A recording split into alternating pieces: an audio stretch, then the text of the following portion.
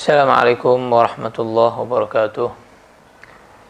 Bismillah, alhamdulillah, wassalatu wassalamu ala rasulillah Sayyidina Maulana Muhammad bin Abdullah wa ala alihi wa sahbihi wa mawalah wa la hawla wa la quwwata illa billah. Amma ba'd. Sahabat-sahabat dari Dargah Madinah rahimakumullah, alhamdulillah, dalam kesempatan kali ini saya Muhammad bin Farid Mutahhar pengen cerita satu cerita yang di zaman ini jarang dipraktekkan, yaitu adalah masalah tarbiyah, pendidikan ya, karena di zaman ini pendidikan atau tarbiyah sangat-sangat minim dan tidak merujuk atau bersanad atau meniru mencontoh suri tauladan yang terbaik Nabi Muhammad SAW di dalam mentarbiyah, baik tarbiyah murid, tarbiyah anak ya. Contoh di zaman sekarang banyak sekali orang tua yang lebih menanyakan kepada anaknya tentang nilai sekolah, tentang bagaimana sekolahnya, tentang bagaimana guru di sekolahnya misalnya, atau prestasinya, ijazahnya, daripada menanyakan anaknya tentang sholat subuh, tentang pergaulannya, tentang apa misalnya isi HP-nya, dan lain sebagainya. Yang mana itu adalah padahal termasuk keteledoran orang tua, lebih mementingkan pertanyaan duniawi kepada anak daripada pertanyaan ukhrawi. Dulu ada seorang wali besar, ya, seorang pemimpin para wali di zamannya, yaitu Al-Habib Abdul Qadir bin Ahmad Sagaf. Habib Abdul Qadir itu ketika masih kecil, ya, sebelum beliau jadi wali besar dan memimpin para wali di zamannya, beliau dididik luar biasa oleh orang tuanya, makanya menjadi seorang yang istimewa, seorang yang luar biasa. Ayah beliau namanya Habib Ahmad. Habib Ahmad ini adalah imam masjid, ada di kota Sewun di Hadramaut sana, Yaman. Habib Ahmad suatu saat beliau sakit, sehingga beliau sakit, udzur, tidak bisa mengimami ada di masjid. Biasanya setiap 5 waktu mengajak anaknya Habib Abdul Qadir untuk ke masjid bareng sama ayahnya Habib Ahmad. Habib Abdul Qadir masih kecil, masih belum umur 10 tahun. Maka kemudian saat Habib Ahmad sakit, Habib Abdul Qadir berangkat ke masjid sendiri. Habib Ahmad bilang sama anaknya Habib Abdul Qadir, "Ya Abdul Qadir, sholat maghrib dan isya di masjid." Ini kebetulan maghrib dan isya. Marhaba, berarti itu. "Iya wahai ayah, saya berangkat, maghrib isya ada di masjid." Habib Abdul Qadir saat itu keluar setelah sholat maghrib. Habib Abdul Qadir tidak di masjid. Habib Abdul Qadir anak masih kecil ya, main di luar dan tidak sholat isya berjamaah ada di masjid. Habib Abdul Qadir pulang, ditanya oleh ayahnya, sakit nih, dalam keadaan sakit yang tidak bisa ngimami di masjid, ada udzur, tidak berjamaah ngimami di masjid. Ulang tanya, Abdul Qadir, ini sholat fil masjid, ente sholat di masjid tadi? Katanya, naam, sholat fil masjid. Iya ya, saya sholat di masjid.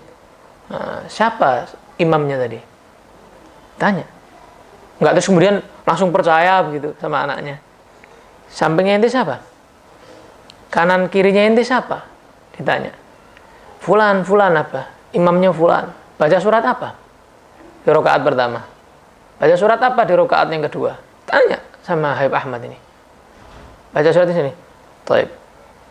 Ayo sama abah sekarang ke rumah orang yang jadi imam itu. Abah pengen tanya.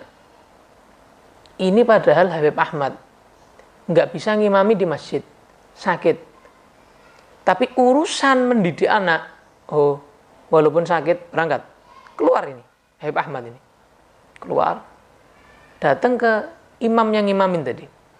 Yang disebut sama anaknya tadi. Bahwa fulan baca surat A dan B misalnya. Berangkat, ngetuk rumahnya. Assalamualaikum. Rumah di Hadramaut itu biasanya tingkat. Orangnya dari atas keluar. Tiba-tiba dari jendela itu keluar kepalanya begini, kaget, ada Habib Ahmad. Habib Ahmad ini di sana terkenal seorang wali besar, seorang yang soleh, imam masjid, seorang yang alim, ulama besar. Kaget. Ada apa Habib Ahmad? Mau turun dia, berarti mau menjamu, mau dibuka. Lah, enggak, kata Habib Ahmad. Sudah. Ana mau tanya cuma satu pertanyaan aja. Ana sakit, gak bisa ngimami tadi. Ana mau tanya satu pertanyaan. Bener nggak Abdul Qadir tadi sholat di masjid, sampingnya ente itu belakangnya ente? Enggak, ana enggak lihat. Jawaban seperti itu, ana enggak lihat. Berarti kan anaknya bohong. Habib Abdul Qadir. Habib Ahmad cuma ngelirik begini aja. Enggak pakai marah, enggak pakai bicara. Lirikan aja. Nazarah, lirikan aja. Dilirik begini. Ulang Habib Ahmad.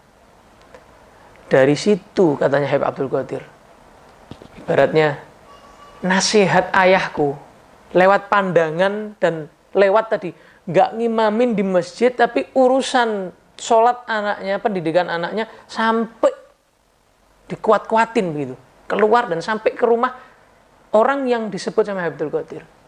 Mulai saat itu saya tidak pernah berbohong lagi, kata Habib Abdul Qadir. Mulai saat itu saya tidak pernah meninggalkan sholat berjamaah di masjid lagi. Pendidikan, tarbiyah.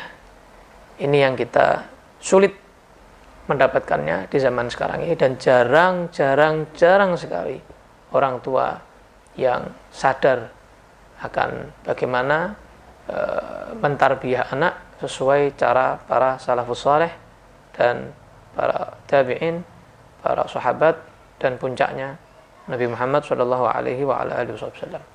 Maka dari kisah ini mudah-mudahan kita bisa mengambil pelajaran, dan juga di akhir saya ingin mengucapkan selamat milad kepada Dargah Madinah, mabruk, alfa mabruk. Mudah-mudahan Syed Umar bin Abdurrahman Bahlegah mudah-mudahan dimudahkan oleh Allah Subhanahu wa taala untuk membimbing sahabat-sahabat semuanya yang dijadikan Dargah Madinah. Insyaallah mudah-mudahan diberi berkah oleh Allah Subhanahu wa taala, diridhoi para salafnya dan diridhoi guru-gurunya, dan juga kalian semuanya diberikan semangat untuk selalu menimba ilmu, selalu mencari ilmu yang bersumber dari Nabi Muhammad SAW.